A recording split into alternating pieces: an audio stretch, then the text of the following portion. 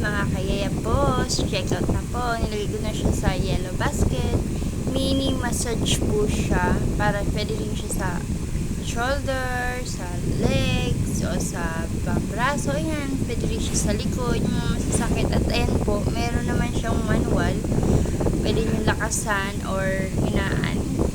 Ako, ginagamit ko lang is to. Kasi sobrang nakikiliti ako eh. Hindi naman siya masyadong masakit. Hindi naman siya. Nakikiliti lang talaga ako. Oh, anyway, mga kayayabas. Nilagay ko na po siya sa yellow basket. Check out na po. Ayan. Pang-massage sa mga masasakit, sa mga kahit paano. Masasakit nating mga nararamdaman sa likod, pangangalay, o diba? Check out na po, mga kayayabos. Like, share, and subscribe. Pasensya na po sa boses ko at medyo may sipon pa ang inyong yaya boss. Bye-bye. Thank you.